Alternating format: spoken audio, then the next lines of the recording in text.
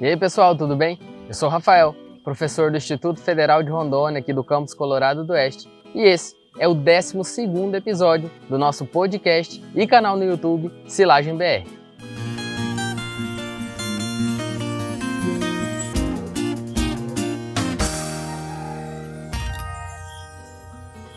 No episódio anterior, o 11º, nós conversamos sobre tamanho de partículas e processamento de grãos na ensilagem de milho e sorgo. E nesse episódio, o 12º, nós vamos falar um pouquinho sobre aditivos na produção de silagens. A nossa ideia principal nesse episódio é falar dos tipos de aditivos e quando usá-los nos diferentes tipos de silagens. E o nosso convidado é o Dr. Matheus Castilho. O Dr. Matheus é engenheiro agrônomo pela Escola Superior de Agricultura Luiz de Queiroz, Exalc-USP. Ele tem mestrado em Ciência Animal e Pastagens pela mesma universidade. Dr. Matheus é PhD em Animal and Food Science pela Universidade de Delaware, nos Estados Unidos. E também tem um pós-doutorado pela Exalc-USP. Toda a sua formação acadêmica e todas essas especializações na área de produção de silagens.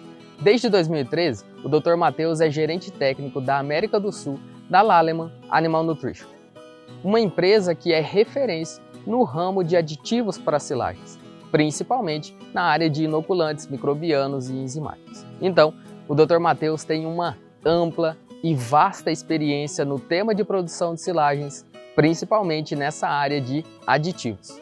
Nesse episódio, nós vamos falar um pouquinho sobre os diferentes tipos de aditivos.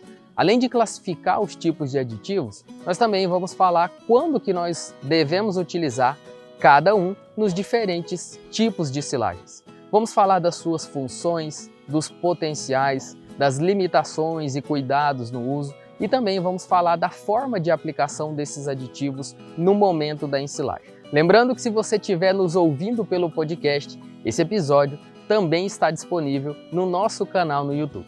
E se você estiver nos assistindo pelo YouTube, você também pode acessar esse episódio pelo nosso podcast. E agora, vamos ao bate-papo com o Dr. Matheus. Aproveita! Olá pessoal! Bom, vamos iniciar mais uma discussão aqui e o nosso convidado de hoje é o Dr. Matheus Castilho, da Lallemand Animal Nutrition do Brasil. Matheus, seja bem-vindo, te agradeço de antemão pela disponibilidade de participar aqui com a gente. Para mim é um prazer enorme, uma satisfação te receber aqui. Muito obrigado por ceder um pouquinho do seu tempo para bater um papo aqui com a gente. Olá, professor Rafael. Na verdade, eu que agradeço pelo convite. É uma honra também estar aqui, conversando com você, com sua audiência, seu público. É um prazer também da minha parte. Legal.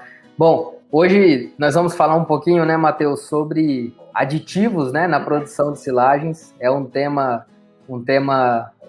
relevante, um tema importante, Muita gente que trabalha com silagem ou que está começando a trabalhar com silagem também tem dúvidas, a respeito disso. E antes da gente entrar no assunto aqui, Matheus, qual é a sua experiência dentro dessa área aí? Você atua com isso no dia a dia? Fala pra gente um pouquinho. Não, então, professor Rafael, a verdade, assim, eu tenho já relativamente há bastante tempo de atuação, Comecei lá, o meu mestrado foi com silagem de cana-de-açúcar, depois doutorado com microbiologia, levedura de silagem, tentando avaliar o efeito das leveduras, no ambiente ruminal. Então, depois eu fiz um pós-doc também, dando continuidade aí. E desde 2013, com trabalho na Lallemand, dando suporte técnico para todo o Brasil, alguns países da América do Sul. Então, é um trabalho bem intenso, focado atualmente, focado bem em dar esse suporte técnico para o produtor, os desafios que cada um tem, a gente vê no dia a dia, sempre tem alguma coisa que está fora do ideal, então a gente tenta, na medida do possível, ajudar e tentar colocar as coisas no eixo, mas é um desafio grande, o produtor no dia a dia, na hora de executar o trabalho, sempre tem alguma coisa que está fora do ideal e a gente tenta minimizar o impacto negativo disso. E, assim, focando também na importância do uso do inoculante como uma ferramenta, como mais um item ali do processo para para tentar melhorar ou preservar alguma coisa e evitar que as perdas ocorram a níveis acima dos aceitáveis, né, vamos dizer assim. Sim, legal. A experiência, né? Eu tenho certeza que a sua experiência nesse tema vai contribuir muito para o nosso bate-papo aqui hoje e encaixar esse tema, né, Matheus, na sequência de episódios que a gente vem discutindo aqui, foi de uma forma bem proposital, né? Nos últimos episódios, a gente falou um pouco sobre o cultivo agrícola, né, das diferentes culturas, capim elefante, cana, milho, sorgo, né, a parte agronômica dessas culturas para a produção de silagem. E nos últimos, né, que antecederam a esse episódio, nós falamos sobre ponto de colheita, máquina para colheita, né, falamos, no caso do milho e do sorgo, de processamento, né, então de tamanho de partículas, de processamento de grãos. E por que falar de aditivos agora, né? Porque é o momento, vamos dizer assim, antes da gente vedar o silo, né?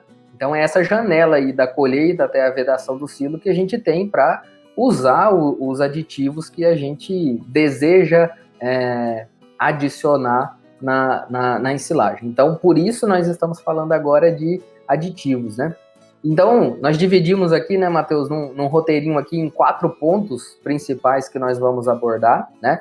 Um inicial, né, uma introdução ali conceitual. Depois a gente vai falar sobre aditivos sequestrantes de umidade, aditivos químicos, e a gente fecha falando com os inoculantes e também aditivos enzimáticos ou misturas, né, Matheus?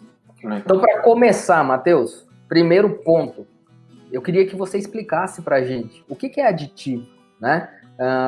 Um conceito, digamos assim, de aditivo, e também citar, a princípio, os principais que a gente vê, né, sendo utilizados por aí. Legal, professor.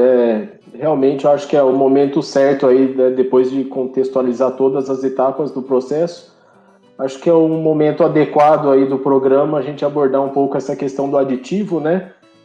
Que, assim, entrando no conceito propriamente dito, né, professor, aditivo seria, como o próprio nome já diz, ele se autodescreve, é alguma coisa um item que você joga ali, que tem uma contribuição adicional para todo o processo, tá? E que nem, assim, a gente comenta muito aí no nosso dia a dia, o aditivo, ele não substitui nenhuma etapa, né, ele não corrige nenhum defeito, então, se eu tenho uma planta ruim no campo, o aditivo não vai fazer ela ficar boa.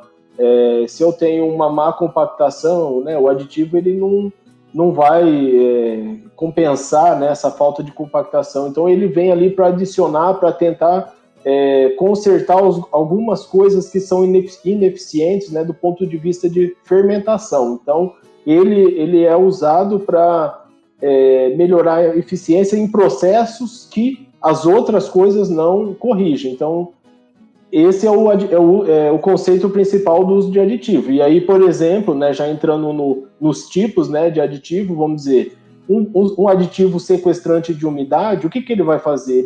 Ele vai elevar, né, ele vai sequestrar o excesso de umidade, elevar o teor de matéria seca, né, daquela planta que foi ensilada úmida, e que todas as outras etapas do processo não foi capaz de alterar essa etapa. Então, quer dizer, eu compactei bem, eu piquei bem, eu vedei bem, mas eu continuo com um problema que é o excesso de umidade. E para corrigir isso, para corrigir essa limitação, né, não é falha, é uma limitação daquela planta, eu vou adicionar um sequestrante de umidade. Então, é aí que encaixa o aditivo, por exemplo, né, dentro do conceito de sequestrante de umidade.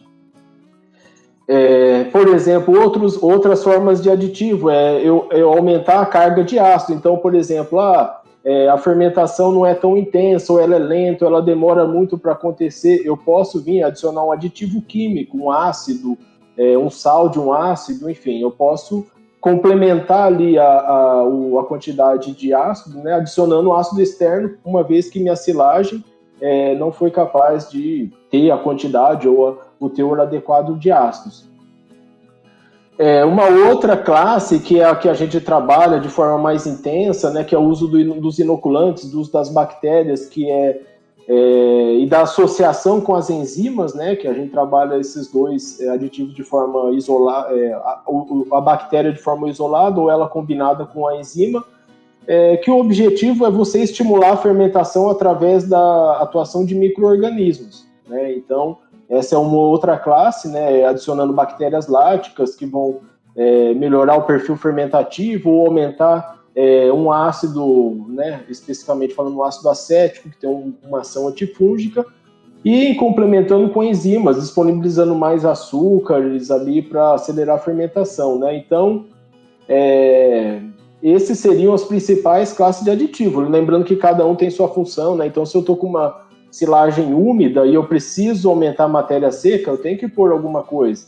Se eu quero acelerar a fermentação lática, produção do ácido lático, eu tenho que pôr uma bactéria lática, né? Se eu quero disponibilizar mais açúcar para fermentação, eu uso da enzima, inibir alguma, né, por falta de algum ácido, aí eu posso complementar adicionando algum ácido antifúngico, um efeito antifúngico. Então, essa seria a ideia, né, que o produtor tem, aí o técnico tem, na hora de recomendar, né, pensar sempre no problema que eu preciso arrumar, consertar, e levando em consideração que todas as outras etapas não corrigem isso, né? Então aí eu tenho que lançar mão de uma ferramenta adicional, que é o aditivo, que o que a gente fala assim, ele é tão importante quanto todas as outras, porque ele tem a função específica que as outras etapas do processo não são capazes de atuar, né, de forma ideal, assim, ou perfeita. Então,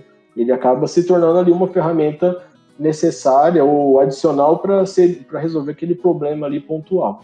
Sim, e eu acho legal destacar, né, Matheus, dessa sua fala, não só essa parte que você fala que o aditivo, não, né, o uso de aditivo não elimina todas as outras boas práticas, né, mas também destacar que não existe um aditivo melhor do que os outros, não existe um aditivo, não tem muito como a gente ficar comparando isso, porque cada um é usado estrategicamente à medida que você detecta que você pode ter possíveis problemas ou limitações com aquela massa de forragem, né? Então, o uso, né, Matheus, a escolha do aditivo depende das características da massa da forragem que você deseja ensilar, né, Matheus? Destacar essas partes aí na sua fala, né? Não, isso com certeza também é uma verdade, né, professor? Por exemplo, não adianta eu comparar um sequestrante de umidade com inoculante, porque, vamos dizer, eu vou lá colocar uma casquinha de soja, ela vai elevar além de sequestrar a umidade, vai aumentar o teor de proteína, e se eu comparo ela com o inoculante, eu falo, nossa, essa silagem tem mais proteína que a outra, mas é porque, né... Tem funções diferentes, né? Então não é justo aí a comparação, né? Cada um tem a sua função específica. Exatamente. Acho que esse é um ponto legal da gente reforçar, né? Legal, Matheus. Então, o segundo ponto que a gente vai abordar aqui é sobre os aditivos sequestrantes de umidade. É claro, né, Matheus, que tem uma série de classificações de aditivos, né? E até com detalhamento maior do que esse que a gente está falando aqui, desses 4 principais, mas a gente está falando aqui de aditivos que realmente, né, são utilizados aqui nas nossas condições, né, do nosso país, são aditivos amplamente utilizados. Sobre os sequestrantes, né, Matheus, como você mesmo disse, o objetivo dele é bem claro, né, aumentar a porcentagem de matéria seca. A gente discutiu aqui num episódio, no 5º episódio, o professor Patrick, falamos sobre capacidade fermentativa, né, coeficiente de fermentação nas silagens, e é importante que a gente tenha uma forragem com pelo menos 30%, 32% de matéria seca. E quando a gente não tem isso, a gente pode lançar mão desses produtos, né, Matheus, para elevar a porcentagem de matéria seca. Então eu queria que você falasse para a gente um pouquinho, Matheus, quais os principais, né, aditivos sequestrantes que você vê aí sendo usados no dia a dia, em que tipos de silagens, né, que eles também são usados e como que a gente aplica esse aditivo ou esses aditivos? Não, legal, professor, né? Na verdade, essa é uma pergunta muito comum, né? A gente vê em certas regiões aí do Brasil que silagem de capins aí são muito utilizadas, né? E a gente percebe que muitos têm essa preocupação, né, de controlar o excesso de umidade, que é realmente um fator limitante aí para a qualidade dessas silagens, né? Mas de forma geral a gente também trabalha com essa recomendação aí de atingir um teor de matéria seca aí de 30%, recomendando aí de 5 a 10%, né, de um aditivo sequestrante, um milho moído, né, um rolão de milho, uma casquinha de soja, uma polpa cítrica, um DDG resíduo aí, né, da indústria do etanol. De forma geral, né, assim, o que a gente tem recomendado, assim, é o que está mais acessível para o produtor, né? Não adianta eu vir aqui e falar para você que desses aditivos a polpa cítrica é a que tem a maior capacidade de retenção de umidade, absorção de água, se eu estou lá em Rondônia e a polpa cítrica para mim aí é inacessível. Então, de forma geral, é isso que eu falo quando sou perguntado sobre isso, falo, ó, essas são as opções, vê o que está mais acessível para você e trabalha com ela dentro de 5, 10% de inclusão, levando em consideração que você, né, queira ir para 30% de matéria seca e também levando em consideração o teor de umidade da planta, né? Então, se eu estou com uma planta que tem um teor de matéria seca de 20, 22, provavelmente eu vou ter que adicionar uma porcentagem aí mais para 10% de um aditivo sequestrante. Se eu estou com uma planta aí de 25, 26% de matéria seca, daí talvez eu complemento com um pouco menos, aí uns 5% eu já consigo chegar num padrão mínimo aí de matéria seca para fermentação. Né, lembrando que são, né, os capins tropicais são os que mais apresentam, né, teor de umidade alta. Alguns capins a gente consegue até fazer um pré-secado e aí, né, consegue ter um teor de matéria seca adequado, mas capins aí, os pânicos, né, capins que tem uma alta relação de haste e folha, eles demoram para secar campo, e aí acaba que eu fico refém de ter que usar um sequestrante de umidade, tá? Então, que nem eu acho que a principal dica aqui é o uso que tiver mais acessível aí para a sua região, para o seu local, dentro dessas opções que eu falei, né? E leve em consideração o teor de umidade de matéria seca inicial e o que você precisa chegar para tentar ter uma noção de quanto realmente você vai ter que pôr aí entre 5% e 10% desse sequestrante. Com relação ao momento de aplicação, enchimento, de forma geral a gente recomenda no enchimento do silo, e eu gostaria de mostrar aqui para vocês, né, uma foto de uma fazenda, né, fazendo essa aplicação. Aqui na foto que eu vou mostrar de aplicação de casquinha de soja, e eu queria usar essa foto para ilustrar e comentar alguma coisa sobre o modo de aplicação desse sequestrante, ok?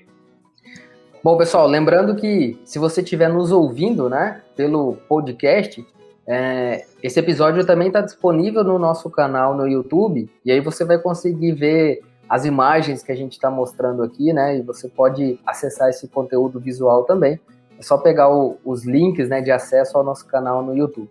Não, legal, professor. Então aqui eu trouxe uma foto para ilustrar. Aqui acho que não é casquinha de soja, né? É polpa cítrica, mas a ideia da imagem, né, é passar a mesma informação, a mesma mensagem da distribuição, né? Que é feita ali depois que eu descarrego a silagem, eu venho com a pá carregadeira aí no caso, e vou aplicando, né, o adsorvente, geralmente em camadas, né, pessoal? Então, eu venho aí, descarrego, esparramo a silagem, depois logo em seguida eu venho com uma camada do adsorvente, e aí prestar atenção no cálculo, quantas carretas, né, que eu descarreguei, e aí eu aplico aí 5%, 10%, de acordo com o cálculo, né, que eu já fiz anteriormente.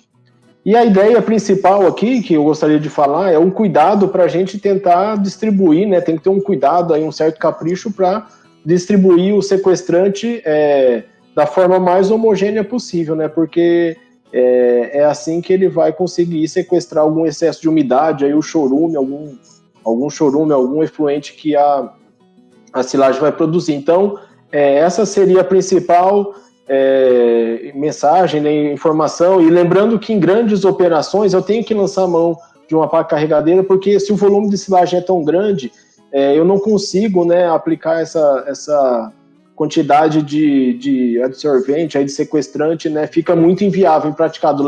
Eu causo uma certa lentidão na operação, e isso daí também pode prejudicar no final, porque eu posso levar muito tempo para para fechar meu silo, né? E também, né, quanto mais a quantidade, maior o trabalho. Então, a logística aí ela tem que ser bem pensada para que eu consiga fazer o processo de forma suave, normal, sem que essa etapa interfira no processo como um todo. Então, era Legal. essa a mensagem aí, professor. E 2 pontos, Matheus, que eu acho interessante também da gente evidenciar aqui, né? O primeiro é que também, né, o produtor ele pode até usar outros implementos, né? A gente vê com bastante frequência também os distribuidores de calcário ou de fertilizantes, né? Dependendo do tamanho do silo, você consegue jogar, por exemplo, um milho, né? Um milho moído, um farelo até, né? Que tem que tomar um pouquinho de cuidado com o pó, mas é possível distribuir também com outros implementos, né? Mas ficar atento à taxa de aplicação, né, Matheus? Como você falou, para que você realmente coloque a quantidade que você calculou que precisaria, né? E um outro ponto, Matheus, que eu queria te perguntar, né? Você falou na faixa de 5 a 10% de inclusão na matéria natural, né? Uma faixa que se trabalha. É comum a gente aplicar esse tipo de aditivo sequestrante em quantidades maiores, 20%, 25%? Como que funcionaria isso daí, Matheus? A gente, né, trabalha com aquilo que eu mencionei antes, né, professor? O ideal é que eu saiba o teor de matéria seca inicial e eu tenho tenho que saber a matéria seca final que eu quero da minha silagem. Vamos dizer, de 20, ela está com 20 de matéria seca, eu quero pôr a 30.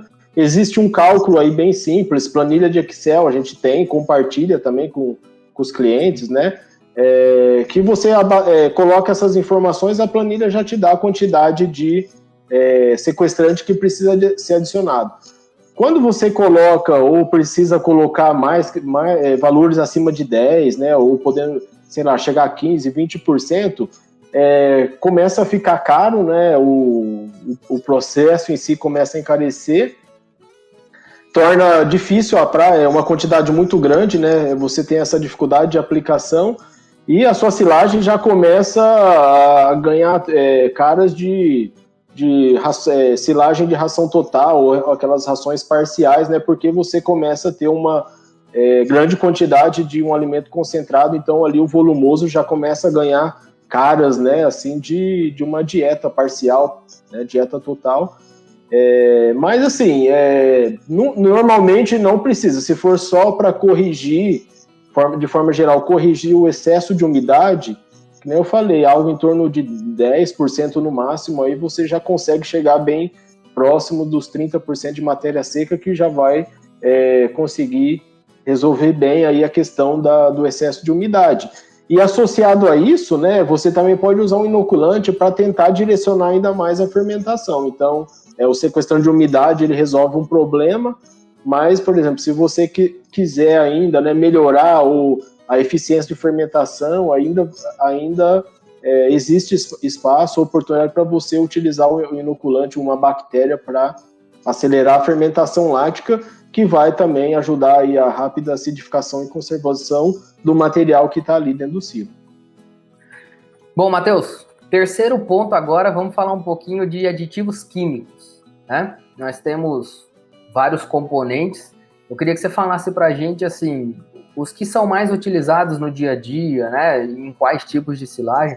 E também o porquê que a gente usa esses aditivos, né? Que função que eles têm dentro do silo, Matheus? Legal, professor. O aditivo químico também, né, assim, é uma outra alternativa, é uma opção, né, que você já adiciona ali o ácido, né, para controlar de forma mais agressiva, vamos dizer assim, o micro-organismo, né.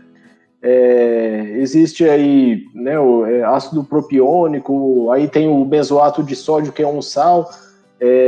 De forma geral, eles têm ação antifúngica, né, para controlar crescimento de leveduras e mofos, né. Acho que isso daí seria a principal função desses aditivos. Então, se eu tenho problema ou propensão ao crescimento de fungos, leveduras, né, esse tipo de micro-organismo, daí esses aditivos são utilizados, né, assim.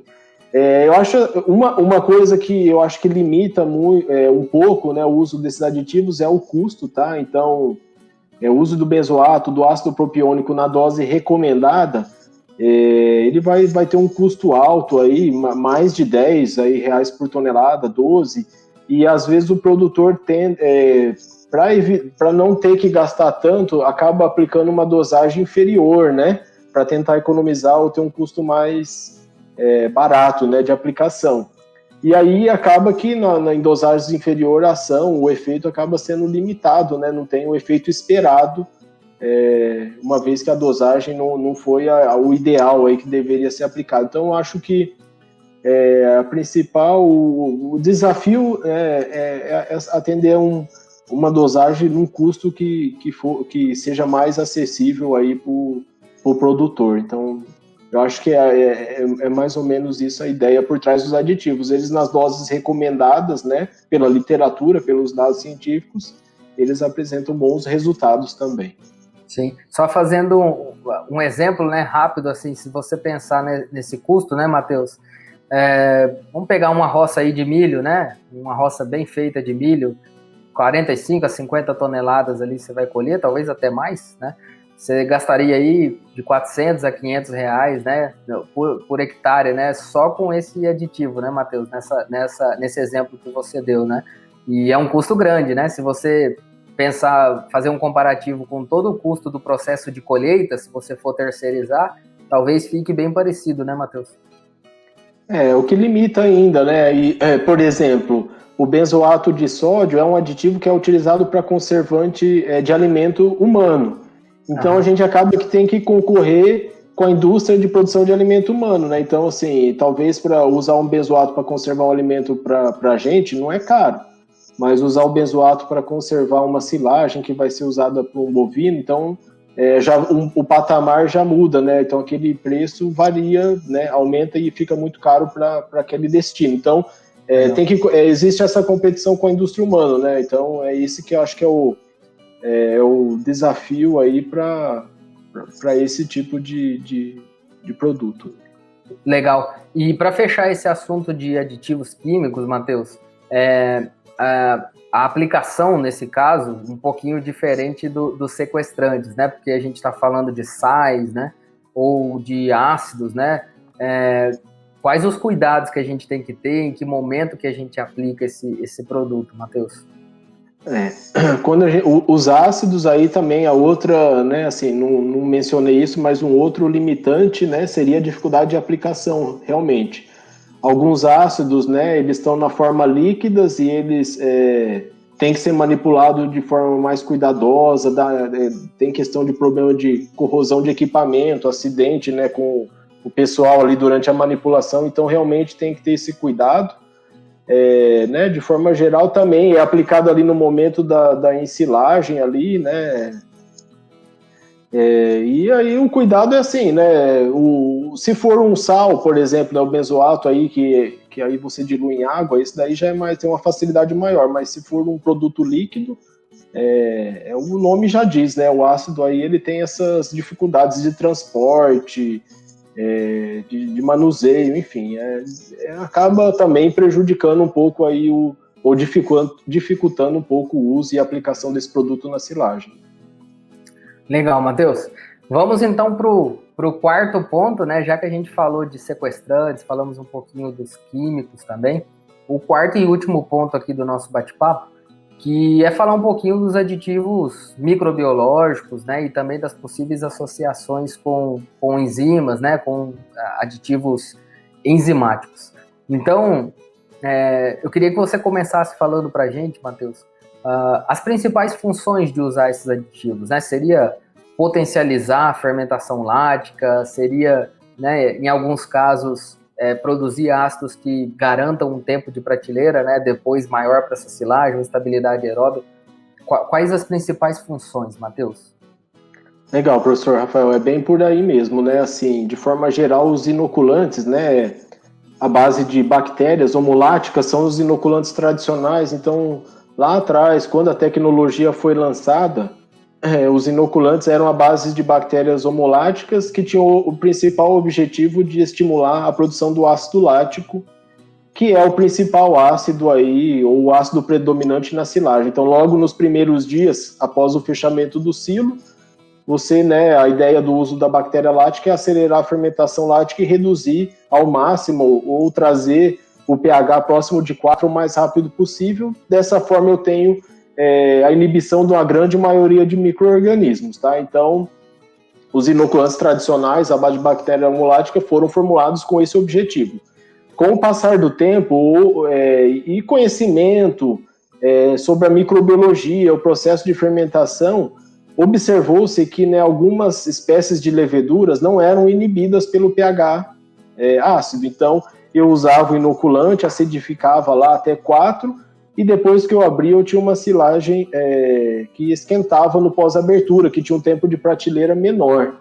E com o tempo, as pesquisas foram desvendando, né, os mistérios aí, ou o que acontecia, por que essas silagens que eram para ser boas, elas estavam esquentando no pós-abertura. E aí veio essa descoberta, ou esse achado aí com relação a algumas espécies de leveduras, né, que são capazes de usar o ácido lático como substrato para crescimento em presença de oxigênio.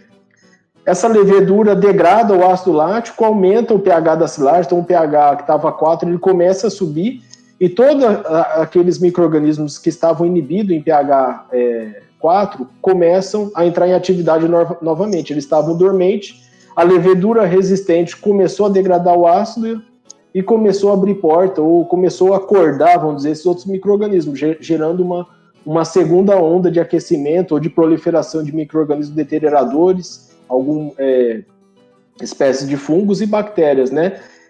E uma vez entendido isso, né?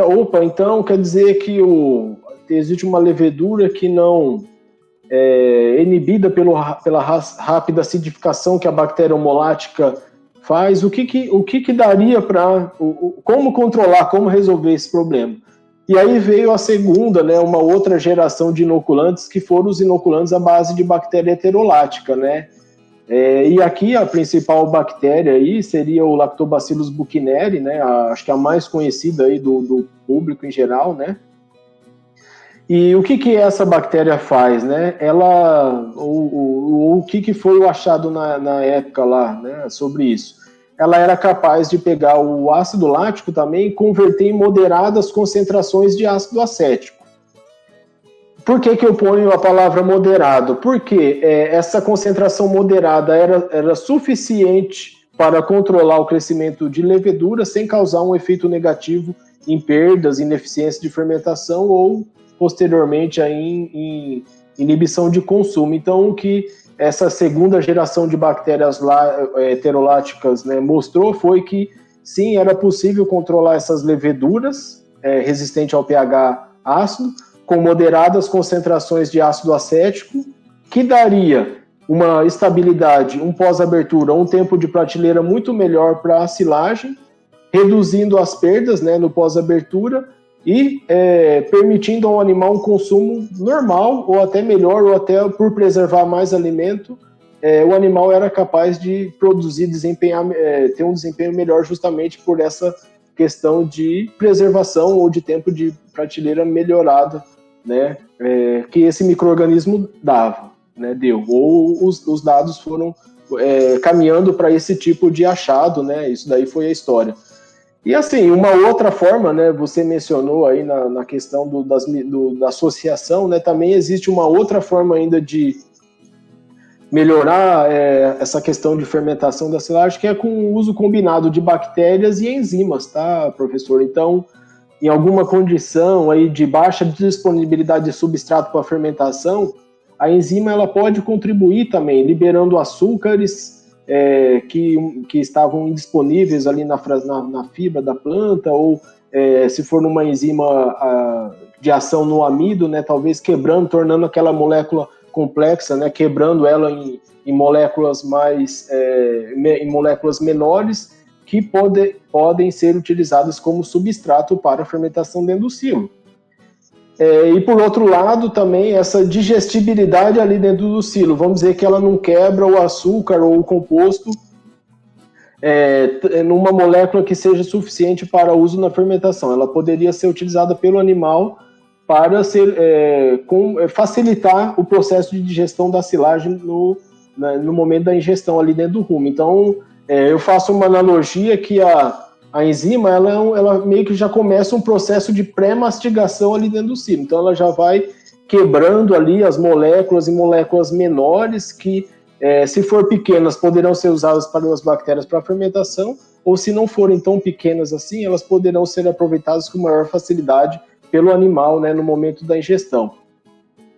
Então, essas seriam as principais características, os destaques aí com relação ao uso de bactérias homoláticas, heteroláticas e as enzimas, né? E eu gostaria, se possível, aqui até ilustrar tudo isso de uma forma, usando um gráfico, uma figura que ajuda, professor, a ilustrar isso, só para que o ouvinte aí consiga ter uma visualização melhor de todo esse processo que eu acabei de falar, dos três agindo junto, em conjunto durante a fermentação da silagem. Claro, é legal, e para quem estiver só nos ouvindo, né, novamente, procura o vídeo depois lá no YouTube, que daí vai conseguir ver todas essas imagens e esses esquemas aí que o Dr. Matheus está mostrando para vocês. Bom, professor, só retomando então aqui, né, agora eu só trouxe essas duas ilustrações aqui só para tentar descrever o que eu acabei de falar de uma forma que o ouvinte possa acompanhar junto aqui com a ilustração, né? Então eu falei, né, que existe a bactéria homolática que vai pegar o açúcar que está na planta, fazer o ácido lático, né, e trazer o pH ao redor de 4,5 o mais rápido possível. E era esse, né, o conhecimento tradicional sobre inoculante, mas depois, né, sobre o uso de bactéria lática, depois que viu que mesmo nesse pH algumas espécies de levedura eram capazes de crescer e causar problemas e perdas, né, no pós-abertura aí no tempo de prateleira da silagem. E aí que veio, com o avanço da pesquisa de todo esse conhecimento, o uso ou a descoberta do outro micro-organismo que foi o Buchneri, que hoje bastante é uma espécie de bactéria bem conhecida, talvez aí, né, a mais conhecida. E o que ela faz? Ela pega o ácido lático e faz aquilo que eu falei, que ela transforma em moderadas concentrações de ácido acético. Alguns outros ácidos também são produzidos, mas o principal ácido aqui é o ácido acético, é ele que vai ter ação antifúngica e vai controlar fungo e aumentar o tempo de prateleira, né, dessa silagem, né, dando maior estabilidade, conforme eu falei, né, no pós-abertura. E aqui eu trouxe um outro slide, uma outra ilustração também, só para tentar mostrar para vocês como que a enzima atua, né, na questão de disponibilizar componentes para a fermentação ou para o animal. Então, pessoal, né, assim, pensa na planta ali, num capim, numa fibra, no como de milho, né? Você tem a célula da planta e na célula da planta você tem a parede celular, né? Que é composta de celulose e hemicelulose. Então, são os principais componentes da fibra da planta. Esses componentes dão estrutura para a planta, eles que dão rigidez e firmeza e mantêm a planta ereta, tá? Só que a hora que essa planta chega para ser ingerida pelo animal, todo esse benefício de rigidez da planta acaba dificultando a digestão por parte dos animais. É por isso que vem a enzima. E a enzima nada mais é do que pegar esses polímeros, né? Isso daqui é uma molécula de açúcar grande, toda ela ligada, é uma fibra, né? Uma microfibra, né? Vamos dizer assim. E a enzima ela vai pegando. Pensa que a gente faz a simulação com uma tesourinha, ela vai quebrando essa fibra em pedaços menores. E isso aumenta a digestibilidade da fibra pelos micro-organismos do rumen. E e aí aumenta a digestibilidade da fibra, né, como está aqui ilustrado. E se essa enzima quebrar ainda mais essa fração fibrosa e fazer ela ficar em açúcares solúveis, né, moléculas menores, esses açúcares, moléculas podem ser utilizadas pelas bactérias para fazer a fermentação. E isso daqui é importante em situações que eu estou ensinando uma gramínea com baixo teor de açúcar. Então, é aí que aquilo que eu falei no começo, cada aditivo é utilizado com uma ação pontual, e aqui é o exemplo da enzima. Então, se eu tenho pouco carboidrato ou pouco açúcar para fermentação, como que eu vou aumentar isso? Eu posso fazer uso de um aditivo enzimático que vai quebrar uma molécula grande em pequenas moléculas e vai aumentar contribuir para um pool de açúcar, uma concentração de açúcar maior que vai permitir aceleração da fermentação, ou vai dar mais substrato para a bactéria crescer e acidificar o meio e contribuir para a preservação dos nutrientes que estão ali, tá, pessoal? Então, essa é mais ou menos aí, com a ajuda dessas duas ilustrações, a ideia era tentar mostrar para vocês como é o mecanismo, né, a nível molecular ali, como é feito a nível molecular todo esse processo de fermentação e de digestão enzimática ali logo após o fechamento do silo, professor. Bom, Matheus, para fechar aqui o nosso papo sobre os aditivos microbiológicos, enzimáticos, né? Tem alguma diferença no modo de aplicação em relação aos outros que a gente viu até agora? Como que funciona ali para adicionar esse inoculante à massa? Quantidade mínima, né, que a gente espera ter do inoculante na massa? Como que funciona isso, Matheus? Legal, professor, é uma pergunta interessante, né? Do ponto de vista de aplicação aí de todos esses produtos, o inoculante microbiano e enzimático, ele acaba sendo o de maior, sendo de maior facilidade de aplicação, porque ele não é aplicado em grandes volumes, né? Como é um sequestrante de umidade, e ele não tem dificuldade de aplicação de manipulação, como é um ácido, né, agressivo aí, que pode causar problema. Então ele já acaba sendo o mais fácil de ser aplicado, e o volume também em quantidades menores, tá? Então, assim, ele é aplicado ali junto da forrageira com um tanque de aplicação que normalmente é embutido na colhedora, seja na automotriz ou tracionada por trator. Eu tenho um tanque ali que você dilui as bactérias em solução, né, em água, e aplica ali na bica, né, na saída da forrageira ali. Então você tem a aspersão, a nebulização, né, e é só você conectar a bombinha de aplicação na bateria do trator e você aplica ali no momento da colheita e está inoculando toda a forragem que está sendo picada e saindo ali na bica. Uma outra forma, para quem não tem o tanque, ou para quem o trator aí não tem, né, o tanque de aplicação, ele pode fazer isso de forma costal dentro do silo. Então ele tem que ter uma pessoa lá com uma bomba costal e ele vai pulverizando, né, de acordo com a quantidade de carreta. Então, se eu tenho lá uma carreta de 5 toneladas, eu tenho que aplicar 2 litros por tonelada, então ele tem que monitorar. Por carreta ele tem que pôr 10 litros daquela solução que está ali na costal. Então essa são as formas de aplicação.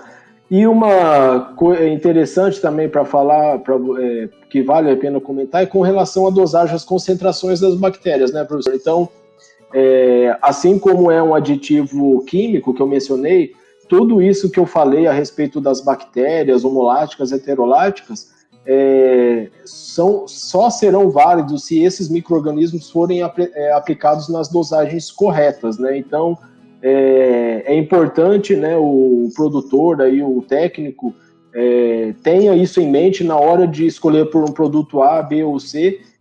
Olha a formulação e veja qual é a quantidade de bactérias que esse produto tem, ou a concentração, né? E a grosso modo, assim, um produto tem que ter pelo menos, né, em bactérias, ele tem que inocular com uma dosagem de 100 mil bactérias por grama de silagem, né? Então tem que partir dessa dosagem. Então produtos que aplicam dosagens menores que essa dificilmente vão fazer todo esse processo de preservação que foi comentado aí, né, aqui nessa nossa conversa.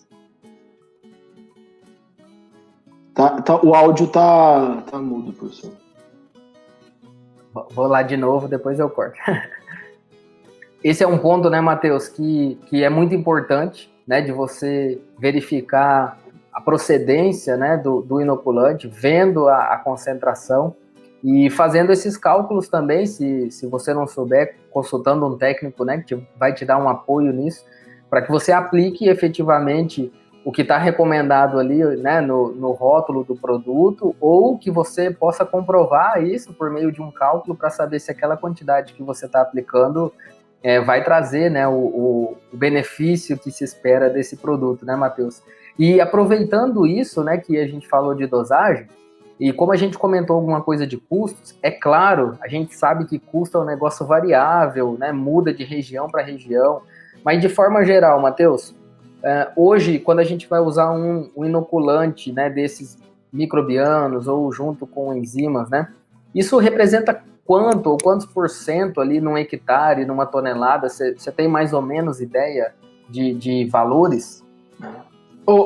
Professor, não, sim, a gente tem uma conta grosseira aí para falar, um cálculo, né, para dar uma ideia. O inoculante ele vai custar ao redor, vamos dizer, uma formulação mais simples, aí ao redor de R$ 3-4 por tonelada, mas chegando a R$ 6-7 reais, um inoculante mais caro, dentro desse padrão de custo, né? Sim. Né, pensando numa silagem aí a R$ 150 reais, sei lá, dá menos de 5% do custo, então não é um custo que impacta de forma significativa, né? E, enfim, melhorar a microbiologia da silagem é só com o uso disso, né? Só com o uso de bactéria externa, né? Então, as outras ferramentas, outras etapas do processo vão criar condições para as bactérias desejáveis crescer. Sim. Mas eu não sei se elas estão ali em concentrações adequadas ou suficientes para fazer a fermentação na rapidez que eu preciso, né? E a fermentação certa que eu preciso, né? Então, às vezes eu preciso de um pouco de ácido acético, uma relação, vamos dizer, de 3 de ácido lático para 1 de ácido acético, mas eu não tenho a quantidade ideal de bactéria que vai manter essa relação. E aí a minha silagem fica desbalanceada do ponto de vista fermentativo e ela fica vulnerável, né, a problemas, né? Fica suscetível a problemas. Então, desculpa, Matheus, não é tirar, digamos, a importância dos micro-organismos nativos, né, da microflora epifítica, não é isso, mas você está dando um aporte, né, com uma carga microbiana nesse material, com micro-organismos que foram melhorados para isso, né? Que foram produzidos com a finalidade de serem mais eficientes, né, na produção desses ácidos, né, Matheus? Acho que isso também é legal de pensar, né? Por um custo, como você falou, né?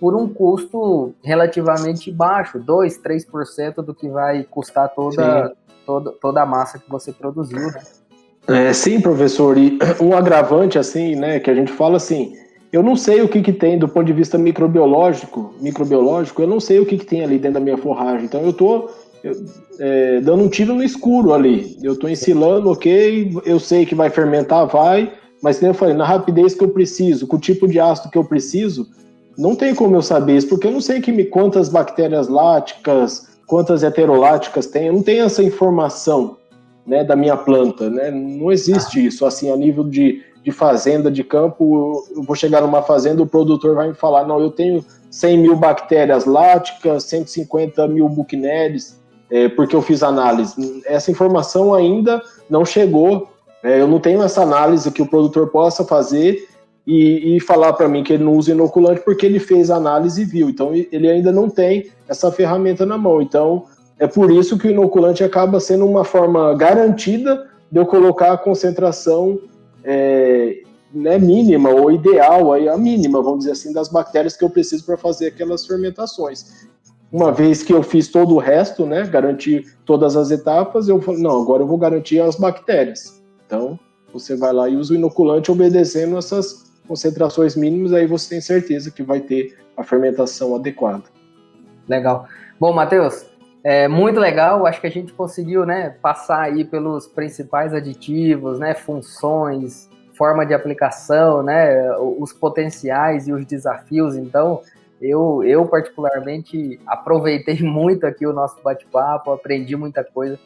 Eu queria te agradecer mais uma vez por topar participar com a gente, né, ceder o seu tempo e principalmente passar para a gente informações tão valiosas, né? E o seu conhecimento a respeito do assunto é gigantesco, e passar isso um pouquinho para a gente foi muito legal. Então, muito obrigado, Matheus, por participar aqui conosco e realmente foi um prazer te receber aqui.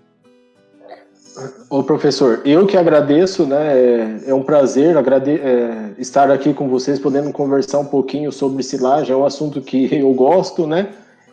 Então, eu que agradeço pelo convite, gostaria de agradecer em nome da Lallemand também pela oportunidade de estar aqui com vocês e me coloco à disposição, né? O que precisar, ajuda, dúvida e com alguma coisa, o que tiver dentro do meu alcance, estou à disposição para ajudar aí, compartilhando informação, porque a gente sempre, né, compartilhando informação, a gente sempre aprende algo novo. Então, isso aqui para mim é uma oportunidade de aprendizado, na verdade. Então, eu só tenho a agradecer aí pelo convite. Eu que agradeço, Matheus. Muito obrigado mesmo. Valeu. Obrigado. Bom, finalizamos o 12º episódio e já estamos de olho no 13º episódio, que nós teremos a participação do zootecnista Edson Pop. Ele é diretor técnico da América do Sul da Lallemand Animal Nutrition. Nesse episódio, nós vamos falar sobre os tipos de silo, carregamento do silo, compactação e vedação do silo. Se você estiver gostando dos conteúdos que nós estamos produzindo, acompanhe o nosso podcast, também se inscreva e ative as notificações no nosso canal no YouTube e fique por dentro sempre que a gente produzir um conteúdo novo para você.